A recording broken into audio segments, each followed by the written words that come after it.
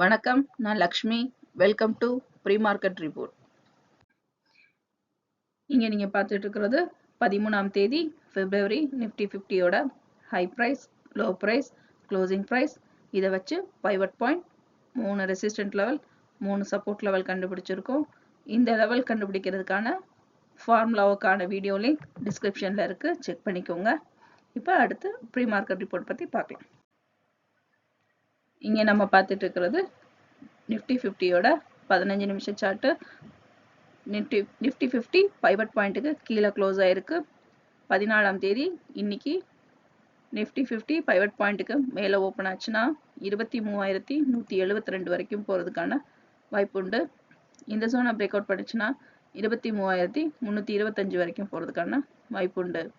இந்த ஜோனையும் break out பண்ணிச்சுன்னா 23,415 வரைக்கும் போகிறதுக்கான வாய்ப்பு உண்டு. பைவட் ஜோனை பிரேக் அவுட் பண்ணி கீழே ஓப்பன் ஆச்சுன்னா 22,929 வரைக்கும் போகிறதுக்கான வாய்ப்பு உண்டு. இந்த ஜோனை பிரேக் அவுட் பண்ணிச்சுன்னா 22,839 வரைக்கும் போகிறதுக்கான வாய்ப்பு உண்டு. இந்த ஜோனையும் பிரேக் அவுட் பண்ணிச்சுன்னா 22,686 வரைக்கும் போகிறதுக்கான வாய்ப்பு உண்டு. இங்கே நம்ம பார்த்துட்டு இருக்கிறது நிஃப்டி 50யோட 1 hour chart. 3 cloning channel, 1 2 3 cloning channel, ஒரு பிட்ச் ஃபோர்க் இருக்கு. இங்கே பிட்ச் ஃபோர்க்கு மிடில் பாயிண்ட்டுக்கு கீழே தான் நிஃப்டி 50 க்ளோஸ் ஆயிருக்கு. இன்னைக்கு கண்டிப்பாக முதல் சப்போர்ட் லெவலில் பிரேக் அவுட் பண்ணுறதுக்கும் அதிக வாய்ப்புகள் உண்டு. 2வது சப்போர்ட் லெவல் வரைக்கும் நிஃப்டி 50 மூவ் ஆகிறதுக்கு வாய்ப்பு இருக்கு. மேலும் இந்த ஜோனையும் பிரேக் அவுட் பண்ணிச்சு அப்படின்னா கண்டிப்பாக நமக்கு அடுத்து இந்த இடத்துல ஒரு கரெக்ஷன் வர்றதுக்கு வாய்ப்பு இருக்கு.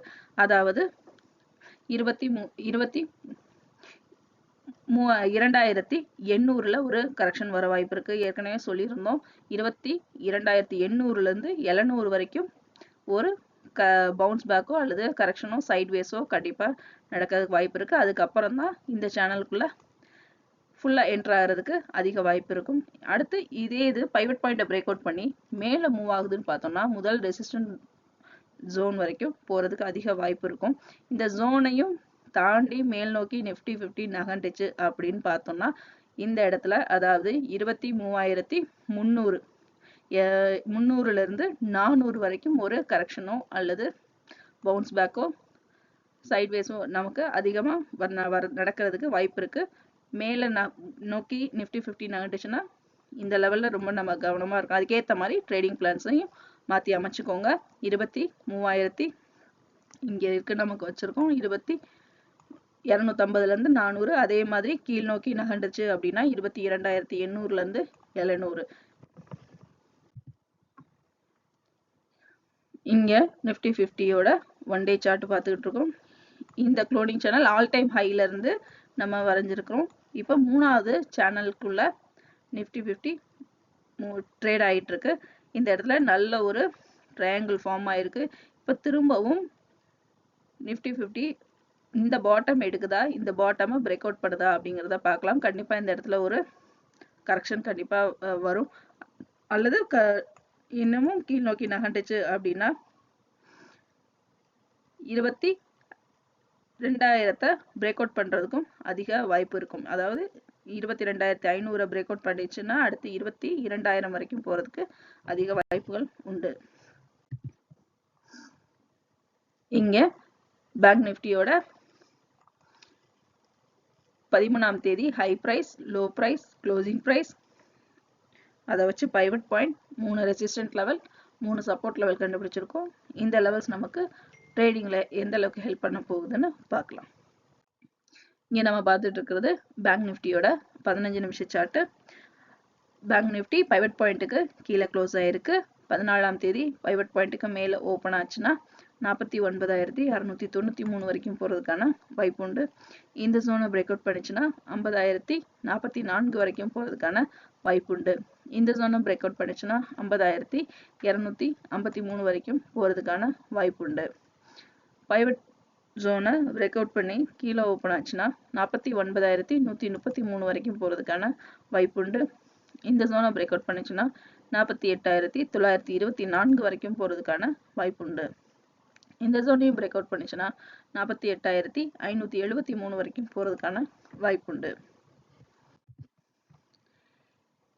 இங்கே நம்ம பார்த்துட்டு இருக்கிறது பேங்க் நிஃப்டியோட 1 hour சார்ட். இதில் 2 க்ளோனிங் சேனல் வச்சுருக்கோம், முதலாவது இரண்டாவது.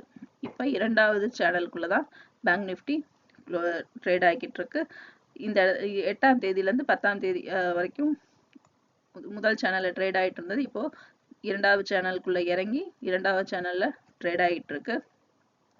இப்போ அடுத்து அதாவது முதல் சப்போர்ட் லெவல் வரைக்கும் இன்னைக்கு பேங்க் நிஃப்டி மூவ் ஆகிறதுக்கு அதிக வாய்ப்பு இருக்குது. இங்கே பிரேக் அவுட் பண்ணிச்சு அப்படின்னா கண்டிப்பாக இரண்டாவது சப்போர்ட் லெவலும் ரீச் ஆகிறதுக்கு அதிக வாய்ப்புகள் உண்டு.